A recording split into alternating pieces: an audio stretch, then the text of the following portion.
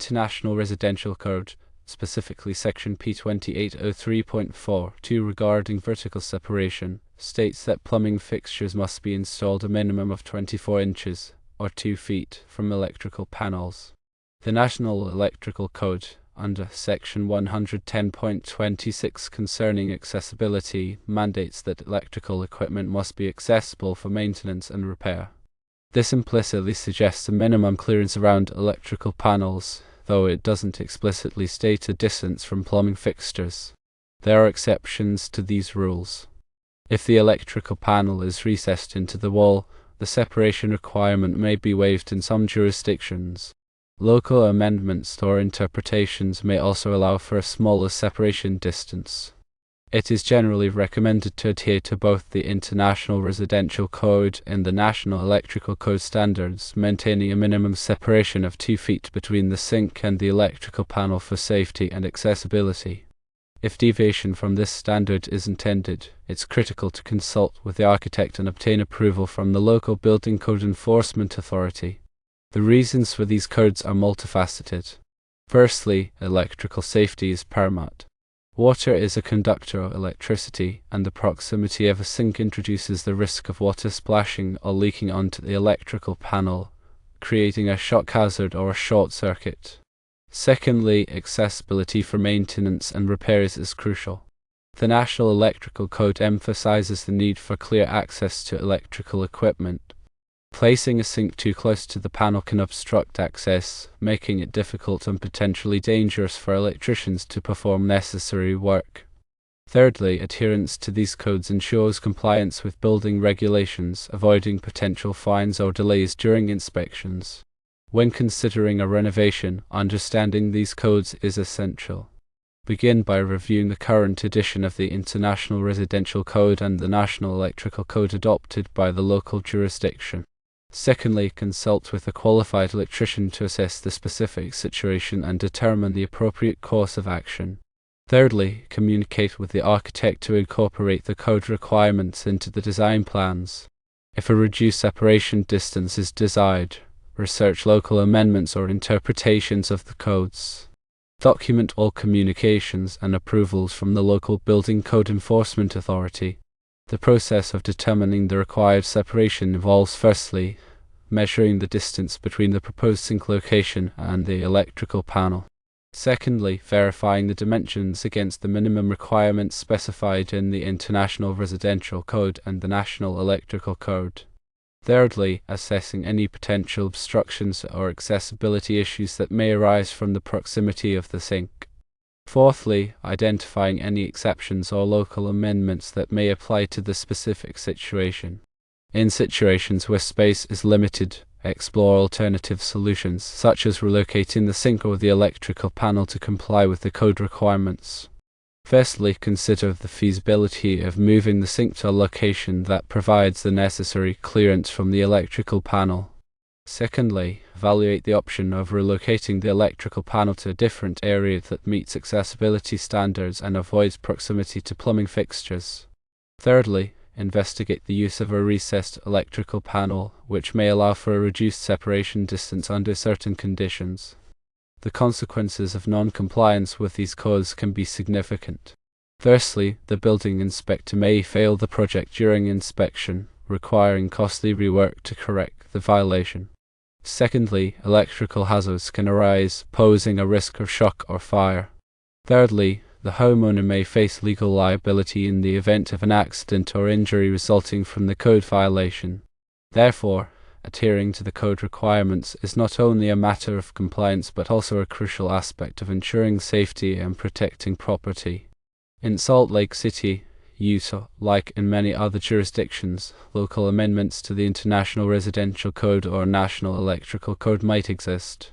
These amendments could potentially modify the separation requirements between plumbing fixtures and electrical panels. It's crucial to verify the most current and applicable codes enforced by Salt Lake City's building department. This can be done by firstly visiting the official website of the Salt Lake City Building Department. Secondly, contacting the building department directly via phone or email. Thirdly, consulting with a local electrician who is familiar with the Salt Lake City's building codes. If local amendments do exist, they take precedence over the general requirements outlined in the International Residential Code and the National Electrical Code. Understanding these local nuances is vital for ensuring compliance and avoiding potential issues during the renovation project. The role of the architect in this process is to design the renovation in a way that complies with all applicable building codes, including the separation requirements between the sink and the electrical panel. The architect should firstly be aware of the International Residential Code, the National Electrical Code, and any local amendments that apply. Secondly, incorporate these requirements into the design plans, ensuring that the sink and electrical panel are properly located. Thirdly, communicate with the electrician and the Building Code Enforcement Authority to address any potential conflicts or concerns. Fourthly, provide detailed drawings and specifications that clearly illustrate the separation distance and accessibility of the electrical panel.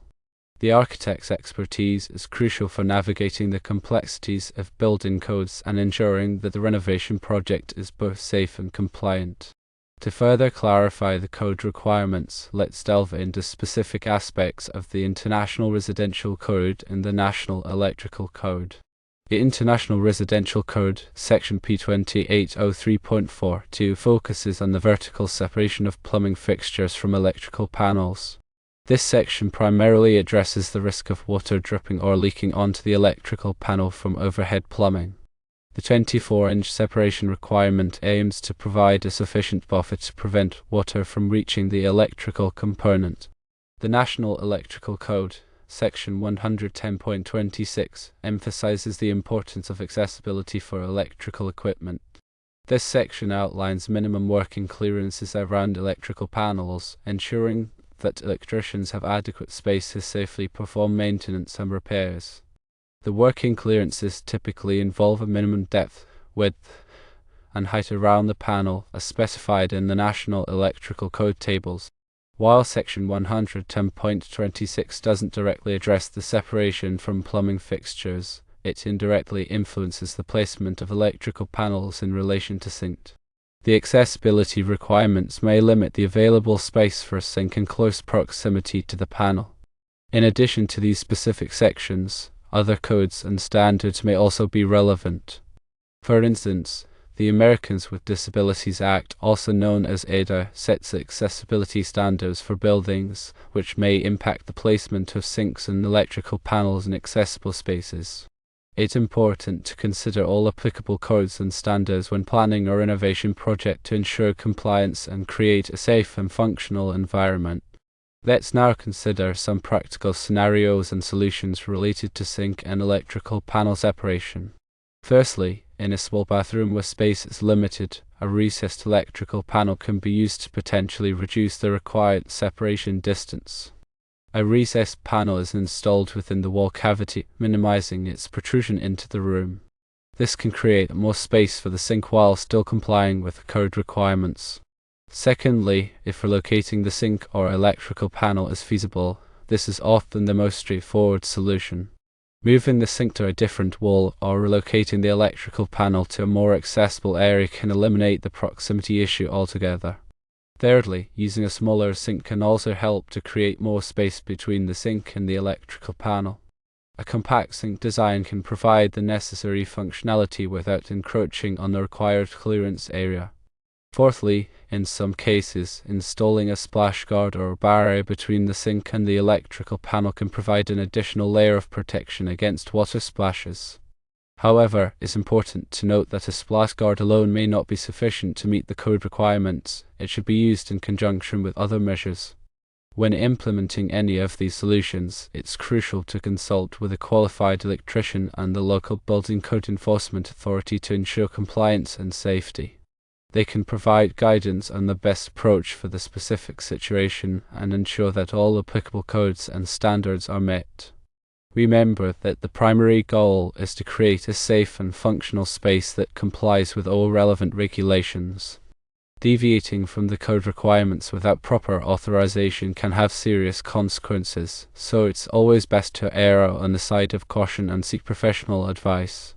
To further illustrate the importance of code compliance, let's consider a hypothetical scenario. Suppose a homeowner renovates a bathroom and installs a sink within close proximity to an electrical panel without obtaining the necessary permits or adhering to the code requirements. A few months later, a water leak develops in the sink plumbing, causing water to drip onto the electrical panel. The water creates a short circuit, resulting in a fire that damages the bathroom and other parts of the house. In this scenario, the homeowner could face significant financial losses, including the cost of repairing the fire damage, replacing damaged belongings, and potentially dealing with legal liabilities. Furthermore, the homeowner's insurance company may deny coverage if the fire was caused by a code violation. This hypothetical scenario highlights the potential risks associated with non-compliance with building codes. The code requirements are in place to protect lives and property, and ignoring them can have devastating consequences. Therefore, it's essential to take code compliance seriously and ensure that all renovation projects are performed in accordance with the applicable regulation. When planning a renovation, budget not only for the materials and labor but also for the necessary permits and inspections. Obtaining the required permits ensures that the project is reviewed by the local building code enforcement authority, and inspections verify that the work is performed in compliance with the codes. While permits and inspections may add to the overall cost of the project, they provide peace of mind and protect against potential risks. In addition to the International Residential Code and the National Electrical Code, other industry standards and best practices may also be relevant to sink and electrical panel separation. For instance, the National Electrical Manufacturers Association, also known as NEMA, publishes standards for electrical enclosures and equipment. These standards may provide guidance on the selection and installation of electrical panels in wet or damp locations. Similarly, the American Society of Sanitary Engineering, also known as ASE, develops standards for plumbing fixtures and systems. These standards may address the design and installation of sinks in relation to electrical equipment. Familiarizing yourself with these industry standards and best practices can further enhance your understanding of the code requirements and ensure that your renovation project is performed to the highest standards of quality and safety. Remember that building codes and standards are constantly evolving to reflect new technologies, materials, and best practices. It's important to stay up to date on the latest changes and revisions to ensure that your renovation project is compliant with the current regulations.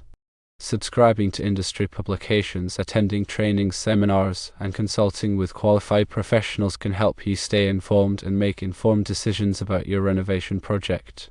To summarize, the separation between a sink and an electrical panel is governed by the International Residential Code, National Electrical Code, and potentially local amendments.